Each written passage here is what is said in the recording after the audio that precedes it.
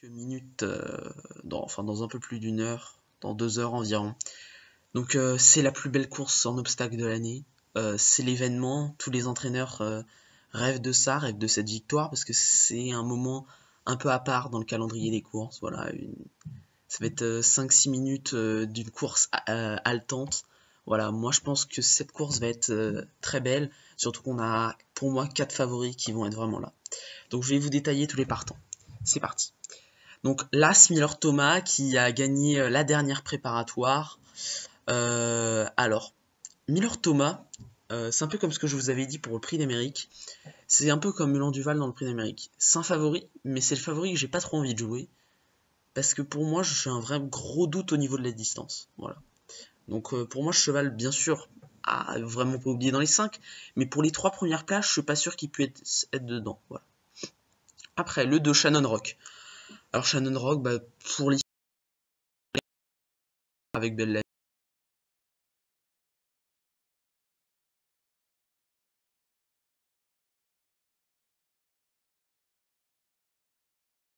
Jean-Paul Gallorini, il l'a préparé. Et c'est à chaque fois là où il fait sa meilleure valeur avec la Jousselin dans l'année. Donc vraiment, je serais très content que ce cheval la deuxième, c'est quand même très argent, je pense. Donc voilà. Après, je vais vite passer sur le 3, Messire Fontenaille. Pas grand chose à dire. Un cheval tout à fait correct, mais pour moi qui est pas tellement valable à ce niveau-là. Il est un peu barré par d'autres chevaux. Comme les 2 premiers que je viens de citer, hein. Je pense que peut accrocher vraiment une 5e place en peut-être si les favoris sont pas à l'arrivée, mais je vois pas sinon ce qu'il peut faire de mieux. Voilà. Pindar. Alors Pindar, c'est un cheval que j'aime pas mal parce qu'il est deuxième du président de la République derrière, ce qui sera mon favori, Saint-Pistol, je vous en parlerai tout à l'heure. Pindar, vraiment, c'est un cheval qui est là, qui est souvent un petit désavantage. Je suis pas sûr.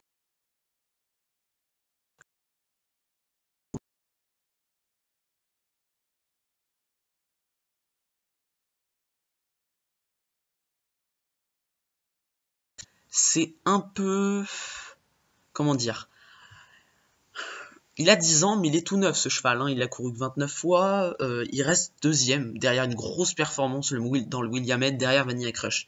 Vanilla Crush, s'il avait couru le Grand Steep, ça aurait été mon favori, donc je suis obligé de mettre Église Brunel dans les 5. Vraiment, c'est l'outsider que j'aime bien. Vraiment, c'est le cheval que j'aime bien. Sachant même qu'il est vieux, il a quand même, il n'a pas fait énormément de combats durs dans sa vie, voilà. Après, bon, je veux juste dire un mot, les 2 Anglais, Circolonge et On Is On, On Is On, Circolonge, c'est plutôt un cheval de cross, des très longs parcours, voilà, je suis pas tellement fan, et On Is On, un peu vieux, puis ils connaissent pas la France, c'est un peu dur de... À la limite, hier, on disait oui, dans le prix La Barca, je vous ai pas fait de pronostic, mais voilà, dans le prix La Barca, oui, les Anglais, mais à la limite, en haie, ils ont quelque chose qui est pas mal. En steeple, je pense que on peut pas arriver sur un grand steeple et n'ayant jamais couru, n'ayant jamais sauté le ride hitch, jamais sauté, c'est très très dur quand même. Pour moi, il faut avoir un minimum d'expérience en France, voilà. Après, sinon, Vieux Morvan. Alors ça, c'est un cheval que j'aime pas mal. Toujours à l'arrivée de ses courses. Mais malheureusement, je pense qu'en fait, dans toutes les préparatoires, il y a eu des favoris qui étaient là, puis des favoris qui n'étaient pas là, puis d'autres qui étaient là. Bon, voilà. Il est deuxième du Murat, si je dis pas de bêtises, derrière Walla Starania, mais je pense que cette perf, sinon, il est plutôt 4-5e des préparatoires quand il n'y a pas trop de monde. Les 5e dernière fois du Ingré, qui a gagné notre ami Miller Thomas. Je pense que ça va être un peu dur, hein. Il est souvent 4-5e des préparatoires, il y a un peu des favoris, donc là, sachant qu'il y a un gros mix, il peut faire 5e, mais je le vois pas mieux, voilà. Alors, Belle la Vie. Alors, Belle la Vie, pour l'histoire, ce serait magnifique, hein. Il est déjà gagnant du Grand Steeple en 2013.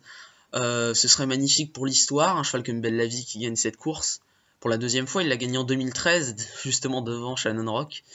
Pour l'histoire, ce serait beau que Belle la Vie gagne. Il revient bien en plus, il a débuté, il a refait une course en haie. Il est deuxième de Rialco, après il est deuxième de Voilà de Nuo dans une course le colonel de la Hori, si je dis pas de bêtises. Après il gagne, je sais plus, si une course de gentleman monté par Barraguenet, et il est dernière fois deuxième du Hongrie derrière Milot Thomas, donc ça peut être un des favoris de la course. Royal Astarania, gagnant du Murat, mais j'y crois pas trop, le terrain était défoncé ce jour-là, trop jeune. 6 ans, c'est pas assez pour moi pour courir un grand steeple, il aurait fallu un cheval plus dur encore, comme Storm of Saintly ou Vanilla Crush, mais ça Royal Astarania, j'y crois pas trop.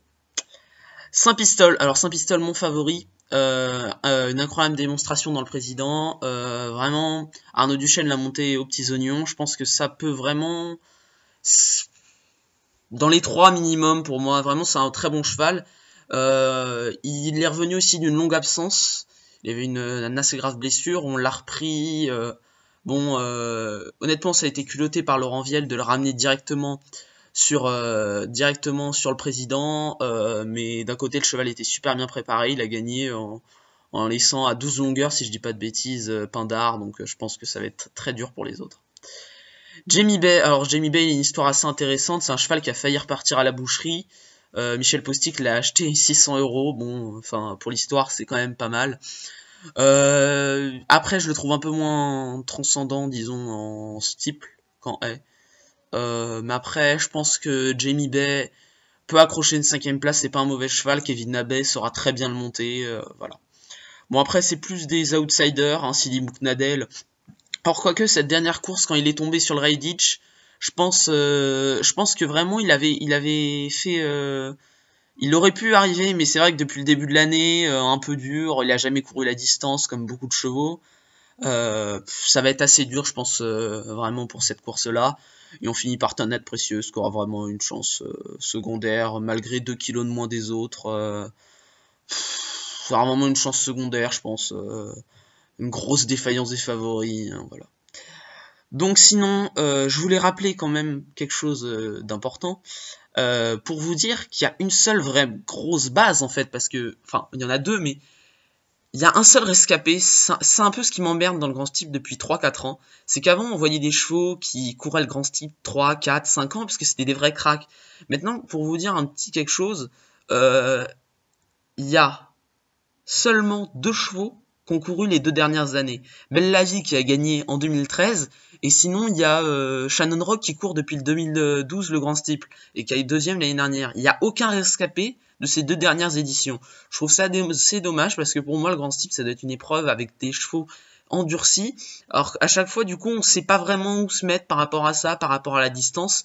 C'est mon petit coup de gueule de la semaine. Après bon, forcément ce sont des très bons chevaux, hein, c'est toujours intéressant voilà, de voir cette course qui est quand même une très belle course. Alors, moi, je vais jouer, je pense, 4 quintés, mais bon, je vais vous donner le quintet qui me semble le plus préférentiel. Donc voilà, donc premier, je vais faire pas comme les autres gens, mais je vais le faire. Je vais mettre Saint-Pistol premier parce que c'est vraiment un cheval qui mérite de gagner.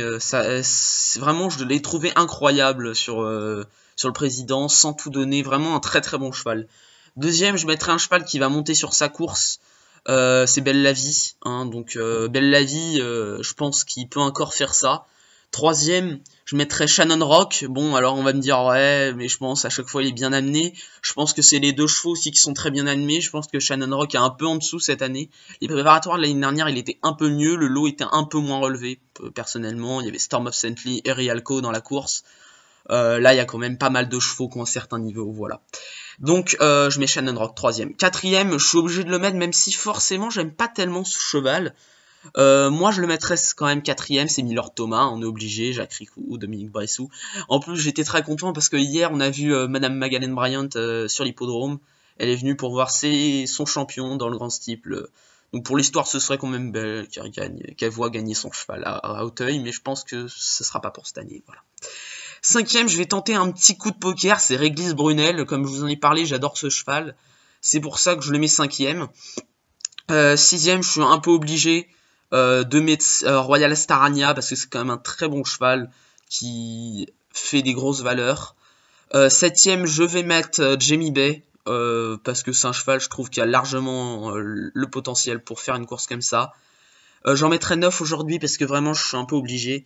Huitième, je vais mettre notre ami Pindar parce que c'est comme un cheval. Donc en fait, tout ce que je vous dis après le cinquième, enfin entre le 5 et le... Par exemple, moi j'en mets 4 en base, et après je mets 5, 6, 7, 8, 9, bon voilà, j'en mets en gros 4 ou 5 en champ réduit, donc c'est une technique pour ça vous coûte un peu moins cher, voilà, et pour surtout vous allonger votre pronostic. Donc huitième, Pindar, et neuvième, Vieux Morvan. Donc j'espère que je vous ai bien aidé pour ce grand steeplechase de Paris. Et si c'est le cas, bah, n'hésitez pas à vous abonner à ma chaîne et à partager la vidéo, à lâcher un like, ça me ferait extrêmement plaisir. Voilà, sinon j'avais aussi un petit truc à vous dire, c'est dans le Ferdinand Dufort, mon petit coup de cœur, bah Kotkikova, hein, qui vraiment a pas une grosse cote, hein, pour vous dire la cote qu'elle a, elle est à 1,10 pour l'instant, il est 14h05, donc c'est vraiment assez spécial, mais... jouer là, parce qu'elle va monter, je pense, à 1,50, 1,60. Jouer là, je pense que c'est vraiment un gros point. C'est la famille de Montesson. Dans sa famille, il y a quand même Katko, Kotki, Kotki. C'est très très dur à aller chercher, je pense, une famille comme ça. Sinon, dans cette même course, Brinte est un très très bon cheval, voilà. Mais comme vous voyez, en fait, elle prend tout l'argent, cette petite-là. Donc, Brinte, un très bon cheval, surtout à ne pas oublier dans un pronostic.